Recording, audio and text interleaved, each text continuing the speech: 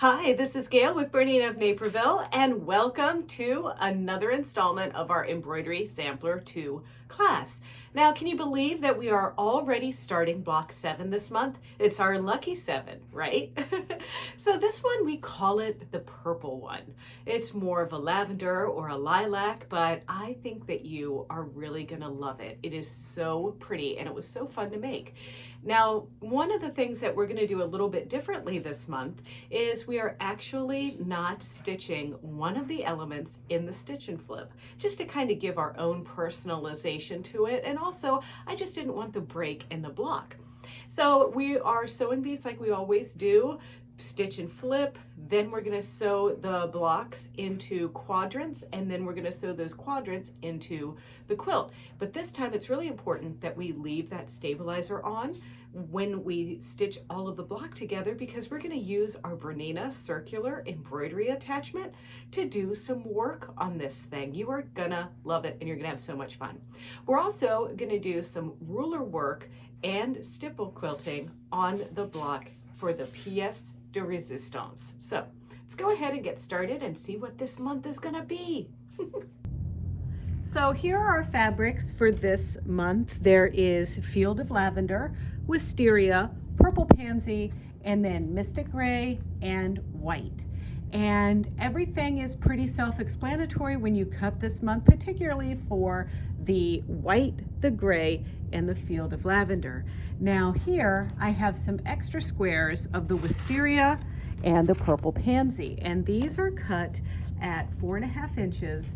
And we don't want to just cut these in half on the diagonal. We want to cut in half on the diagonal twice. And that just, if you've never done this before, these are called quarter square triangles. And the way that they are cut is you're literally going to take your straight edge and go corner to corner and make a cut. And then without moving anything at all, don't breathe on it, nothing. Go corner to corner on the other side and cut. And there are your quarter squares. And we do this because the way these little pieces are situated, there is, otherwise we would have a bias line here, and it's just going to be easier to sew together. So I wanted the straight of grain edge to be on this longest edge of this triangle, so that's why I determined that we were going to cut these as quarter square triangles rather than our traditional half square triangles. This is this month's block, and this is the Wisteria, the Purple Pansy, the Mystic Gray, White, and Field of Lavender. Now, one thing I want to draw to your attention is we did make an alteration to the block. This month's Piece to Perfection block has an additional little stitching that would be stitch and flip there. Now you can keep that if you want, and if you did that, I would recommend that you insert white there, or maybe even the Purple Pansy, but I removed it because I wanted more of a blank canvas back there, and it just takes a little computer work. So let's have a look at that. Okay, so this month we're going to do things a little bit differently, and the first thing that I want you to do after you pull in your design for this month, which is the 1273607, you're going to eliminate stitch number 1 and just delete it. Now, what I want you to do is go to your thread chart, which is design, thread colors, and then change this number to 50. Then I want you to pick the Bernina default thread and say apply and OK. And now you'll notice that gives us a wide variety of colors down here at the bottom. So now this month's block is made just slightly differently than all of the rest. So I want you to click on 2, hold Shift on your keyboard and click 1, and then make those color number 16. Now you're going to take color number 2 and change that to color number 17. Use the arrows on your keyboard to move that placement line into position about 1/4 inch, and then we're going to take color number 3 and change it to color number 18.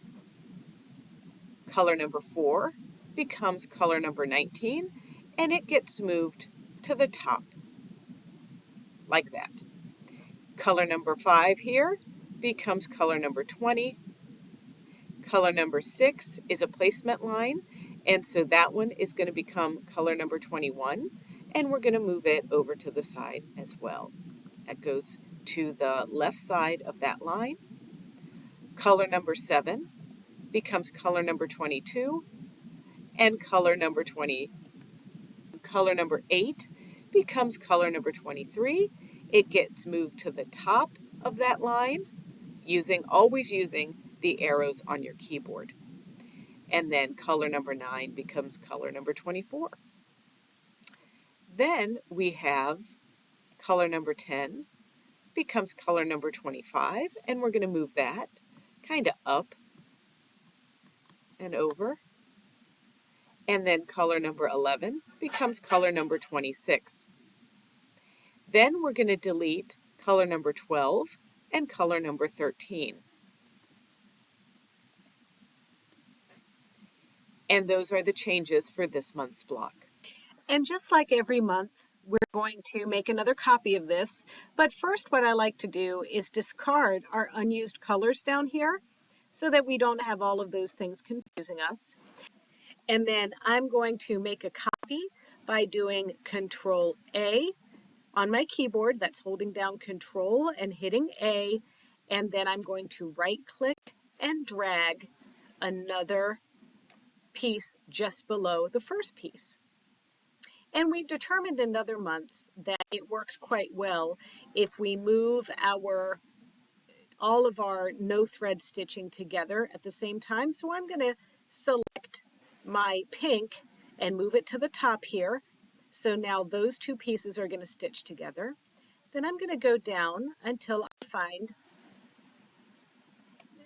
this color and move it down to the bottom.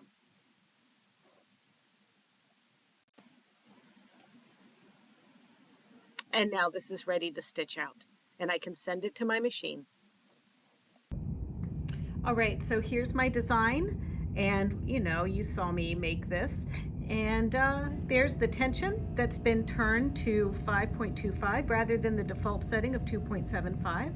I'm using the maxi hoop, and I have no thread in the machine because we're going to stitch the perforation of all of the outlines of the design right now.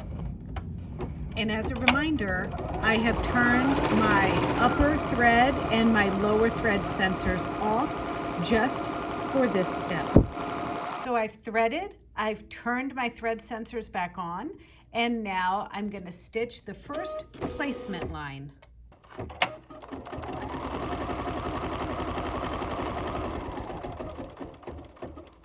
And I'm going to take my two coordinating quarter square triangles that you saw me cut earlier. They're cut a little bit special, aren't they, from some of our previous months? But anyway, we're going to take those and line them up perfectly on top of each other, and then we're going to place them just over that placement line right into position like that. And now I'm going to press and stitch, and this is going to stitch these two together just like in our previous months. And now we're going to flip this over and do another placement line. Now there's not much of a line there to trim, so I'm just going to go ahead and place our Mystic Gray piece right into position here, lining up that point with the edge there, and everything's aligned there at the beginning. And now I'm going to stitch this line. Now we're going to fold this piece over into position and stitch another placement line. And then I have this white piece, and now here is something that's really important.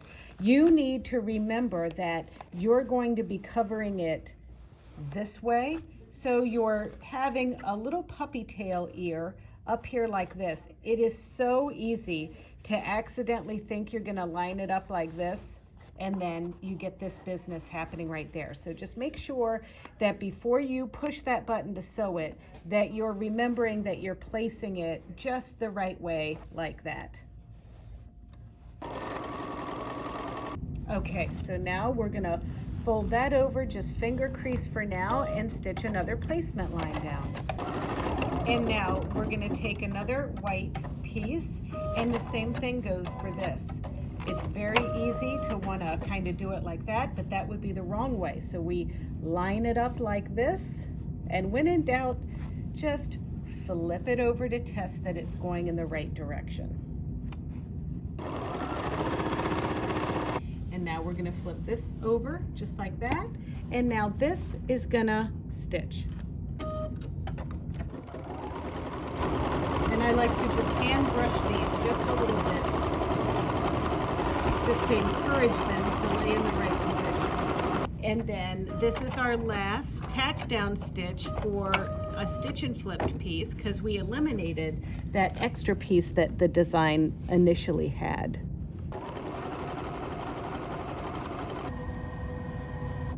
It's now time for another placement stitch here, and now I'm just going to do the same process that you saw me do on that top block in this lower portion here.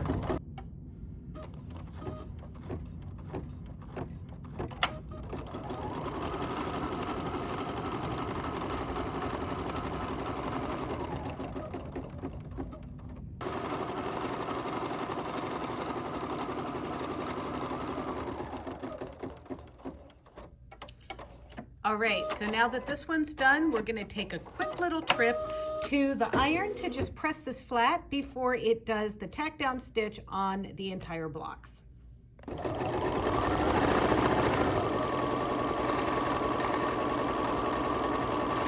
Much like our other months, we're gonna sew our little 4 patches here like this together, this one to this one, then this one to this one, and I like to chain piece. And then once those are together, then you're going to sew those together. And so they're gonna look like this. And then on the back, they're gonna look like this. So I kind of finger press to the purple side when I do my 2 pieces together like that. But then when I sew the row together, I go to the iron and I press this seam open. And remember, when you're putting your blocks together, to snuggle butt, or at least match up those crucial intersections there, because this will make your pinwheels not look so pinwheely, and it'll really help keep everything accurate for you. Sometimes it can also be a little bit challenging to start on those edges when you've got your stabilizer in there, so I just use my stiletto to help encourage the fabric under the foot. And as you can see, I'm using my 97D foot on my Bernina 880 Plus. All right, so what you can see here, I've got an old-fashioned compass here with a heat vanishing pen. So what you could do is just take your compass, set the point right at the middle of that pinwheel, and go right to a diamond just like that, and then simply make a circle. Now I happen to have a special tool that I can get for my machine where I can eliminate the manual compass method, and it's called the circular embroidery attachment. But this is what we're doing for this point, and you can see here that I have not ripped the stabilizer off of the blocks yet after I sew it together. But let's go see how that circular embroidery attachment works. So here's our circular embroidery attachment. Basically what you get when you get a circular embroidery attachment is this guy right here. It works like a compass, and this is the pivot point here. It's got like this little rubber protector like this. And then also you're gonna get a screwdriver to put a screw in one of these holes, if you've been wondering what those little holes are for. Now, I always lose the screws. This is just what I do. But I've learned to store my screw in the end of my screwdriver, and that way I can fish it out of there and put my attachment on. And see how there's a little bump right there? That goes over that hole. Then we're gonna take this and put this in. Now, if you are somebody that wants to pivot another direction, you can take this and turn it around, but honestly, I always have mine like this. It's also a good idea for safety reasons, if you are not using it, to always put this little protector on there. So this is going to go on very similarly to the 880 Plus as it did, that Kaffe machine that you saw. But what we're going to do here is I want to just do where you saw me trace that line. So I'm putting my circular embroidery attachment pointer right in the middle of the pinwheel, and then I'm going to put my little rubber stopper on top of that so it protects my hands and it holds everything down flat for me. Then I'm just gently sliding that circular embroidery attachment so that I can easily pivot. Now, this is not for the faint-hearted because there's going to be a lot of bulk that we're going to need to manage when we pick our stitch, but you're just going to have to anticipate and kind of roll the fabric as you put it through the machine. So for this project, I decided to use something out of my little floral category, and it is stitch number 117. And it looks like this, and I didn't alter it at all. I like it just the way that it stitches out. Now, one thing I want you to be mindful of is as you're stitching this out and you get to those thicker intersections, it's possible that the stitch can become just a little bit distorted, or your work gets hung up because it's hard to maneuver it. It's most important that your stitch looks good at the fat part of the semicircle. When we get to those intersections, it is probably going to have embroidery on it, so you're not going to notice as much. So don't fret over that. But one thing that I like to do just to kind of manage the bulk is if I'm finding that it's not feeding through very well, all I'm going to do is just restart my design, kind of bounce it over a little bit and move it just a wee bit to get it right into the spot I need for it to feed freely. So with that said, you might start in maybe half an inch from those fabric intersections, just so you can avoid it getting stuck on the seams, just because it's a little bit thick.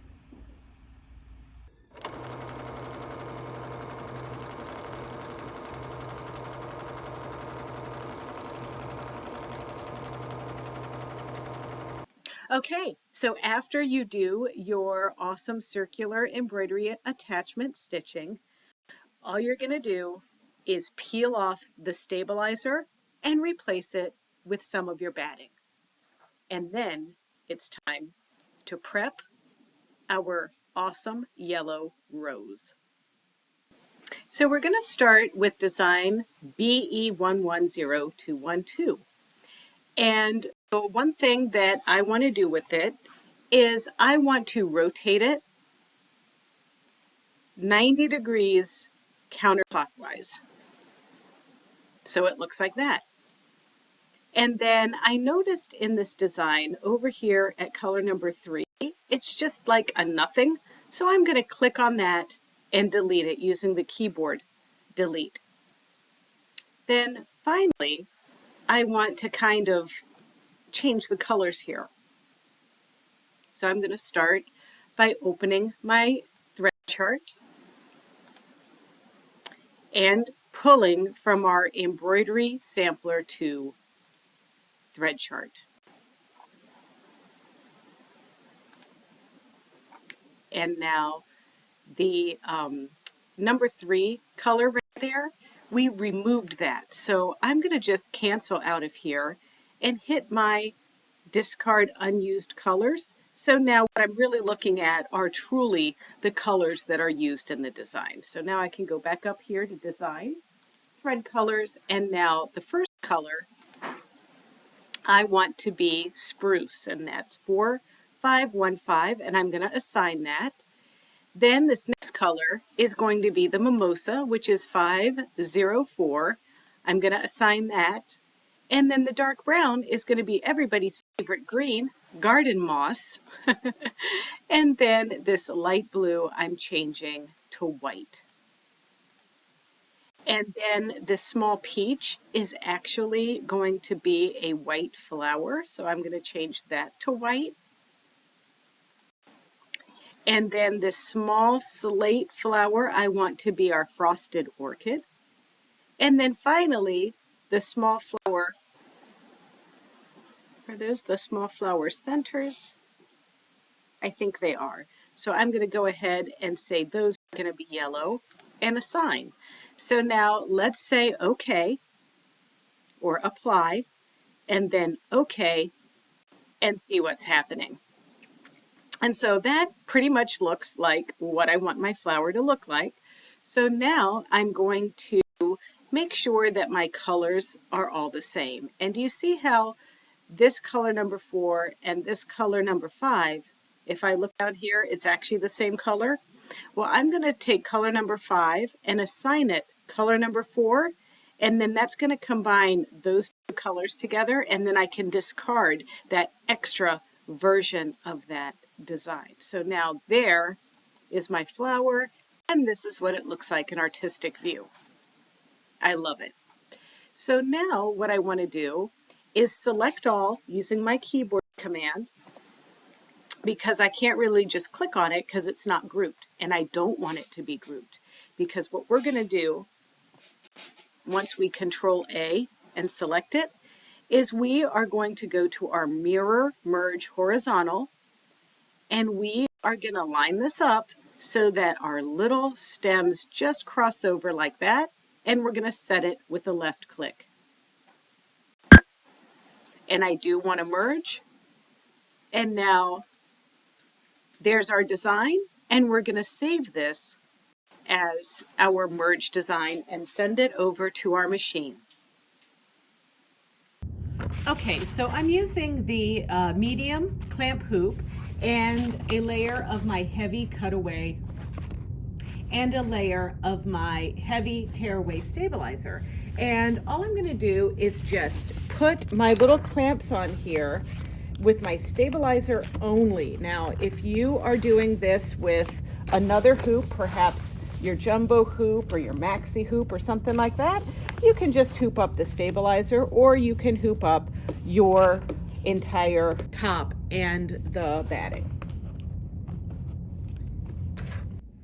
So once you get your stabilizer in here, I'm going to use the placement template to just place the center of my template over the center of one of these intersections. And then I'm going to place this in my hoop. And the goal for this is just to get this on the machine about like this. We're going to baste, and then we're going to center that mirrored item that we created. So here's our design, and I've placed it in the clamp hoop. And what we want to do here is use our virtual positioning to touch right like a 1/4 of an inch below that little tip piece on our design. And I'm going to take that piece and line it up right here at this intersection using my multifunction knob. So I'm going to lower my foot, and you're going to see it over here. I'm going to move it over just a wee bit, and I'm going to move it back and kind of get it just so. And now I'm pretty happy with where it is. But now I'm going to go back here to my breadcrumb and use pinpoint placement. And all I'm doing here is I just want to make sure that I've laid this here straight. So I might have to go back and touch that tip again. But I'm going to touch right up there, and I can see that I have to move this over a little bit because I touched that top middle circle, and now I'm going to touch the top bottom circle and just make sure that it's in position correctly. I'm going to go ahead and hit set and then touch my top knob because I forgot to hit set. And now I'm going to move this over. There we go. Now we're good. And now I'm going to close. And now I'm going to double check just by touching about a 1/4 of an inch below there. Now, when I'm moving this around, it doesn't matter that I did pinpoint placement. It's been angled just a little bit because I didn't put it in there straight, but it's still gonna allow me to move it down just where I want it to embroider. So now I'm ready to go. I'm gonna thread this with my first color, which is my spruce, the 4515, and now I'm gonna baste. So let's engage my little basting function there. There we go. Now, the one thing that I like to remember to do, of course, is to pull my thread and do a thread up command when I'm ready to do this basting. Needle up, down button, puts the needle down, brings the needle up, and allows me to grab that bobbin fill thread that's down there. Great. And then I am ready to baste.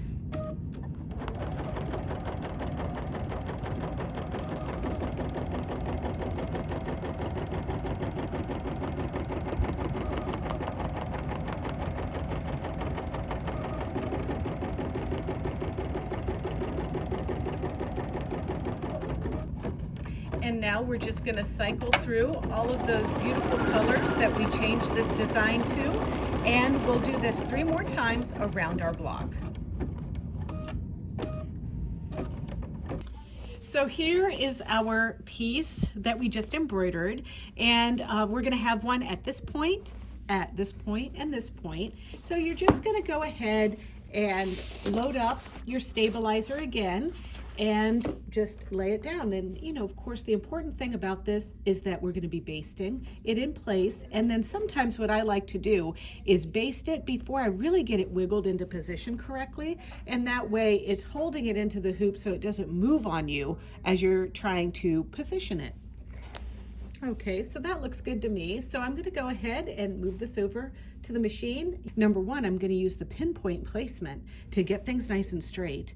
Then I'm going to use the virtual positioning to make sure that my little tips of my flowers that ended up being right there are going to stitch just there.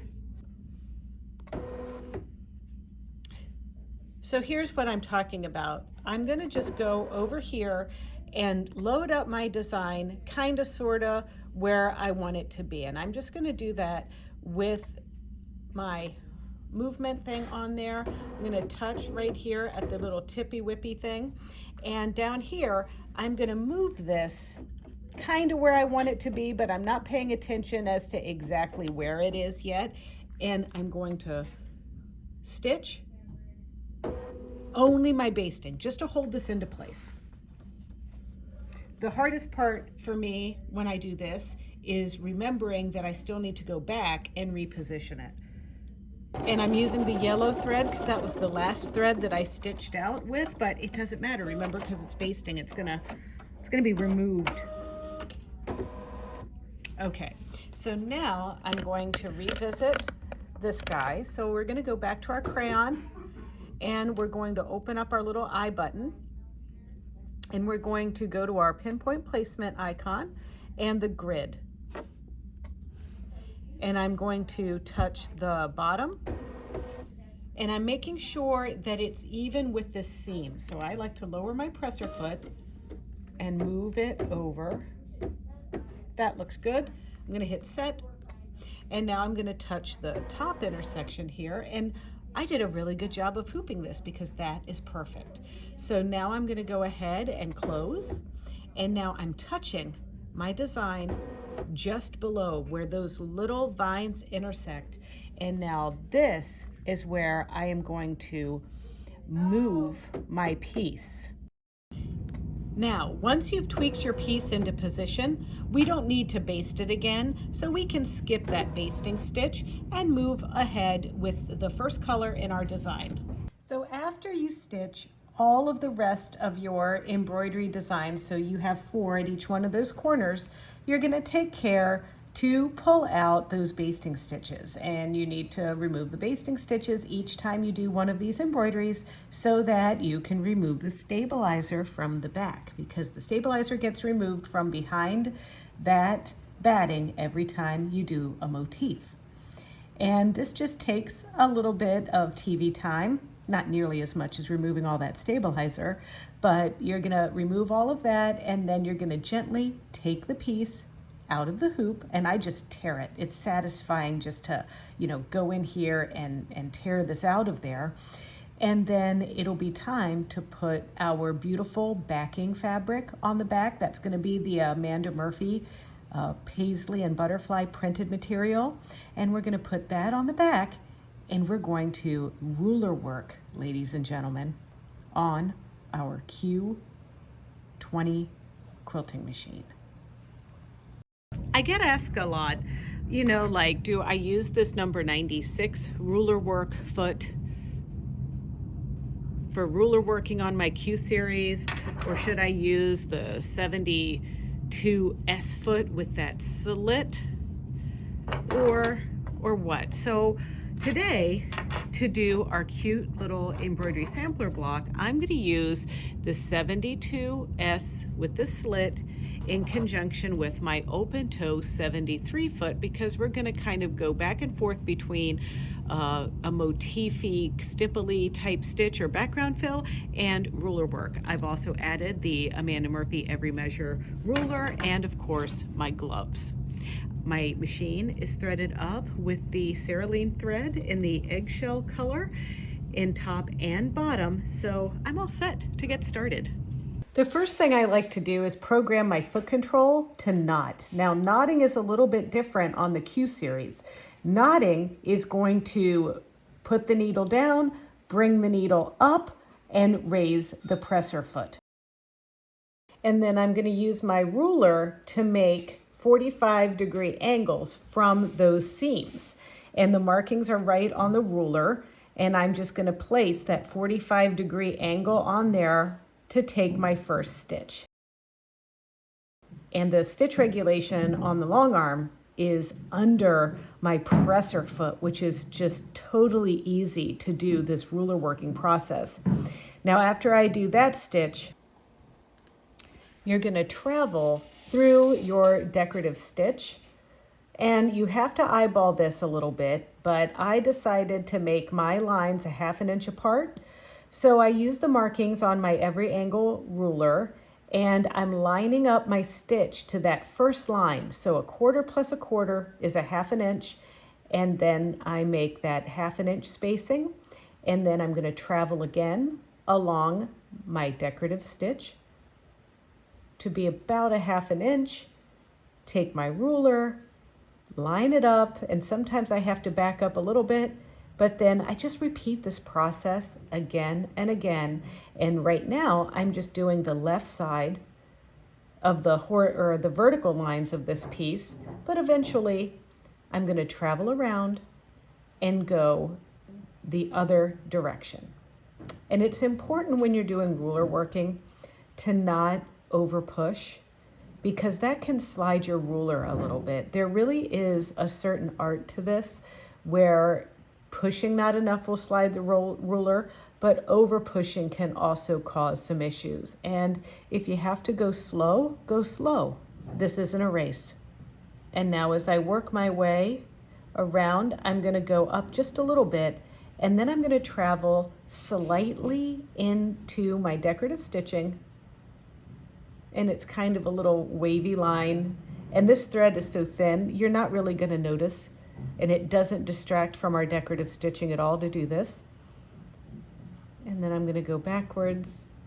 And now I have half of my bit done. And what I'm going to do is I'm going to work my way to the right, and then I'm going to complete the rest of my vertical lines.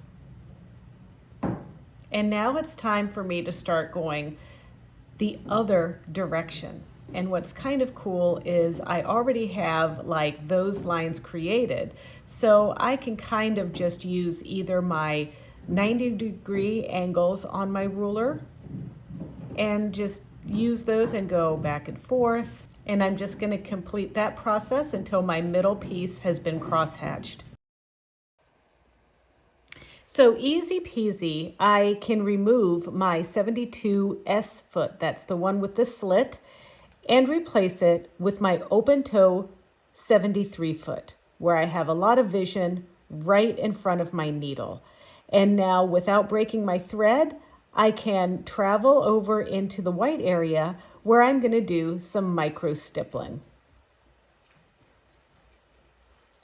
And this area right here, I'm going to try to plan to stipple in all of the white areas, but also as I'm stippling in the white areas, I'm going to also do a little wishbone stitch in 2 of those gray triangles, the ones that are the most visible.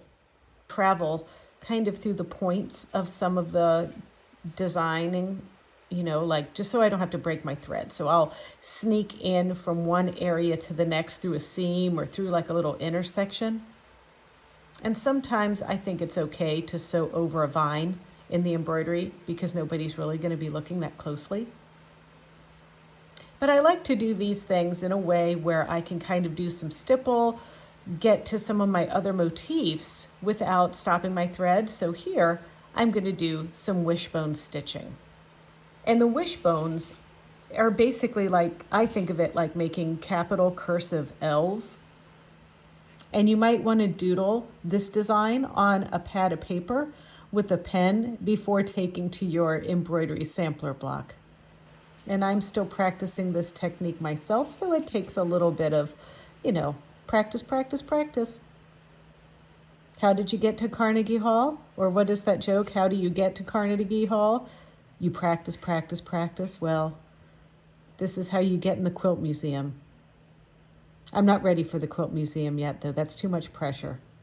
I like to stipple, stipple, stipple. It's fun and it's relaxing. And everybody's stippling looks different. Your stippling is not going to look like my stippling. It's like handwriting. And so just finish up in your areas. And I'm coming up here. And this time, to get into this section, I'm going to go travel through that little dot there. That little, very little intersection there. I'm gonna hop right over, do my stippling in this other white area. And then after I get all of the stippling done in this section, I'll hop on over into that little corner where the wishbones start. And then once again, I'll do those wishbones. And I can't stress enough how important it is to try to doodle this maybe before you get started with your real thing. But I do think if you can learn this, it really will help you with your quilting and with your options, so not everything has to be stippled. You can do wishbones.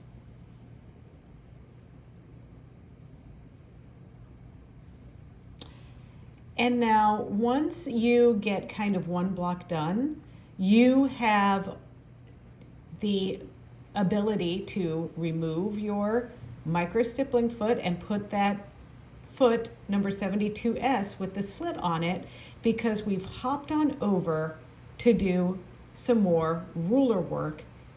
And the triangles, like you see here on the side of this block, there's 4 sections like this. And then there's the corners to also do on this block. And so we're going to secure our foot and then use our 45-degree line again on our ruler and line that up with that middle seam and stitch, remembering not to hold too tightly to our ruler work rulers. And this is just like we did in the middle.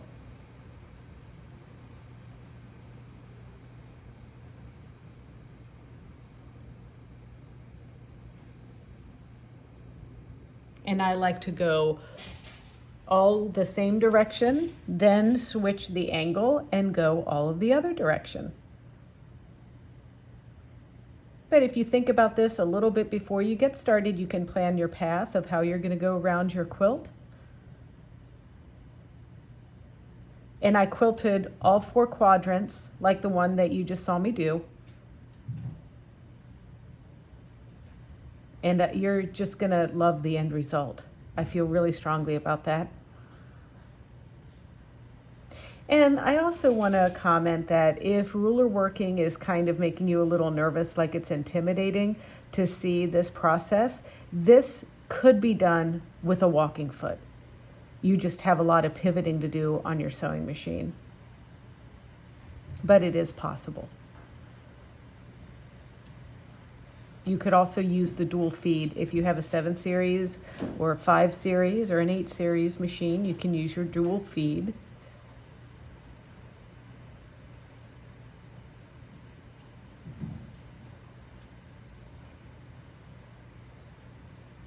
But no matter, I really do think that doing this smaller cross hatching on this quilt top gives it some really fun texture.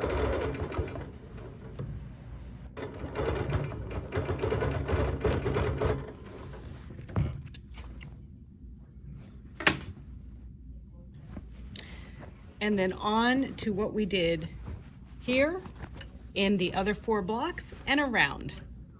Well, I certainly hope that you like this one as much as I do. You know, there's a little bit of it that reminds me of that latte quilt. I mean, some of you that have been doing embroidery for a long time might remember the latte quilt. Maybe some of you don't, but it was all mocha latte colors on satins and silks and peonies and muslin and lots of texture, lots of techniques. And I can't tell you that I wasn't kind of inspired when I'm going back into the old coffers looking for some inspiration. So we are way more than halfway done, but we've got 2 blocks left. Plus, we have some sashing to quilt and new techniques coming along the horizon. And, you know, I tell you this every month, but it's not too late to start because these videos are living on YouTube forever. And when you sign up, you get special handouts that take you through all of the steps I talk about each month. Also, by signing up, you're getting the designs for this. And we do have digital version and we have the full kit available at BERNINA of Naperville.com. It's easy to find. You just search Embroidery Sampler 2. All right, well, that's all for now. Don't forget to check out our other tutorials and fun videos on our YouTube channel. It's easy. It's youtube.com/BERNINA of Naperville. And there you can like, comment, and subscribe. See ya.